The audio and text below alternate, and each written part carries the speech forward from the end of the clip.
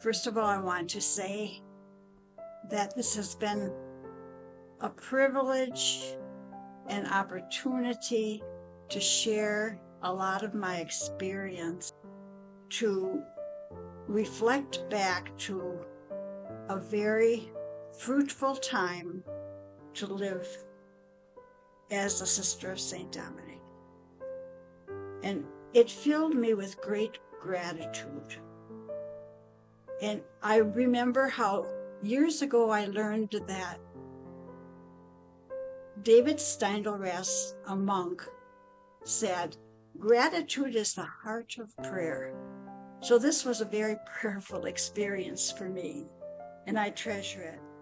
So I am a native of Racine and went to St. Joseph's School and church. And my mother and my grandmother also grew up in that church.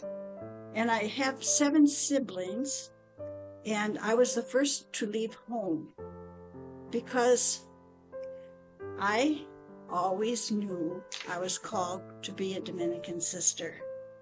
I thought I was 5, but my oldest sister, Pat, told me I was 3. I never wavered through my life. I always knew that was my vocation. I always was supported. People always knew that I was going to go from home to St. Catherine's Convent after 8th grade. I was born at home, and I was born just 4 blocks from the house that Benedicta and Thomasina bought for the first place to birth our Dominican convent. That always touched me too.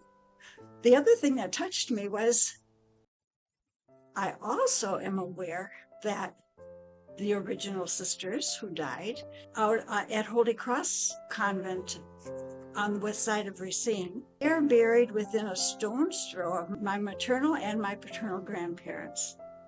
So Racine is where I have been rooted, although I have served in my religious vocation in many other places. Had several experiences in ministry. I was a teacher for 16 years. When I left the novitiate, I was sent to Little Chute, Wisconsin. It's a very Catholic little city, and the parish had a school for grades 1 through 12.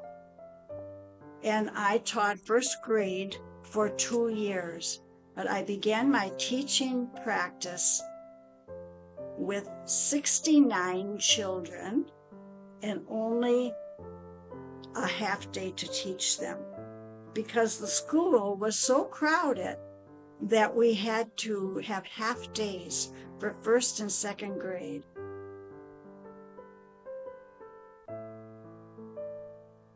It was a time in Racine when people were the people of Racine and the Catholic parishes were looking for some help in being educated in catechesis. And so within 10 days, I was called and asked to give a course, and it was at St. Catherine's High School on Monday evenings to about 60 people.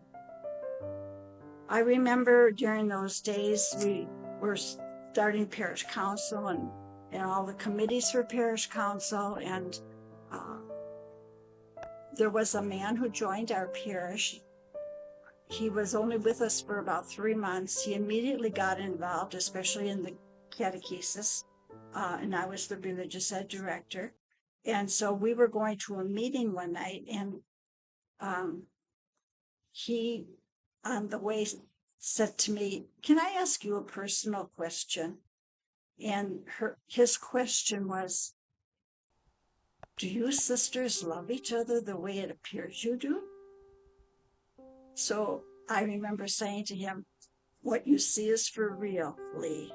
So those were very flourishing, fruitful, enjoyable, busy, growing years for all of us and for that parish. Besides being a teacher and a religious ed director, I was also a pastoral minister in the mountains of Arkansas. And there weren't many sisters, and aren't many, of course, now, in that state. So I was working in 3 counties. From my place of living to the churches, especially on weekends, it was 106 miles. And from there, I went to Springbank in South Carolina. And it was at the time when I was being trained as a spiritual director in Pecos, New Mexico. And that's when I was called into retreat work. The big thing we developed quite soon after I arrived, the next year, is a sabbatical year, a sabbatical program, I should say. And it was 2 months sabbatical. Very popular. People came actually from all over the world, at least 6, 7 different countries. And so that was a very fruitful time. I was part of over 20 sabbaticals.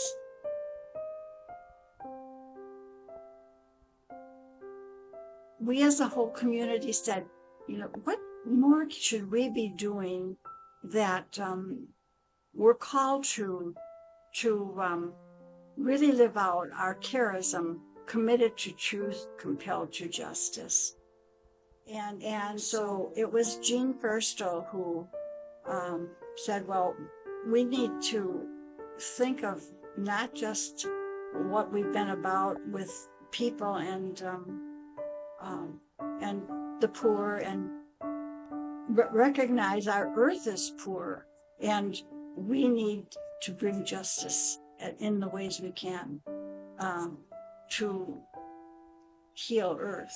So that's really how it began. And so then 6 of us were persistent in our commitment to each other and to the community, and finally found where our Eco-Justice Center is, and now are passing it on for others to carry on.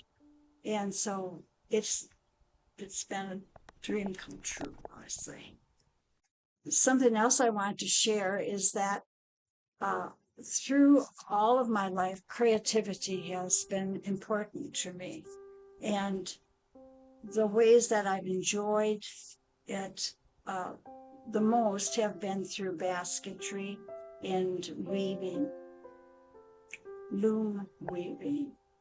And I haven't only enjoyed that contemplative way of experiencing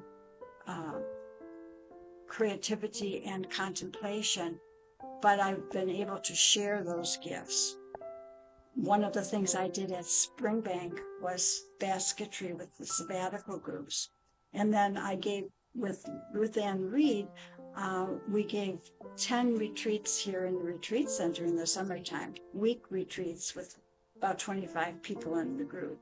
People learn the whole process of the techniques of weaving, and they go away with a fabric that they created, which is a metaphor of their own becoming and their own beauty and grace, as well as being a weaver by the time they leave. You can carry on their own.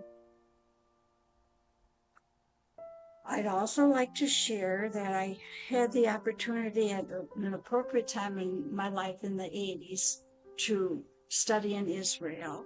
So I went to the Hebrew University in Israel and earned 3 graduate credits. And I've also had the privilege of going to Regensburg, back to our roots. And I spent about a year before going creating a cross stitch, a floral circular cross stitch from one of the patterns that Benedicta Bauer brought with her when they came to America. As I conclude sharing with you today, I'm really recognizing again something very important to me that I heard many years ago. I believe it was Teilhard de Chardin who says this first. We're not human beings on a spiritual path. We're spiritual beings on our human path. And so I'm grateful for all the opportunities that I've had for my life with our sisters in this community, and that we're all one. And that all one for me means relationship too with all beings.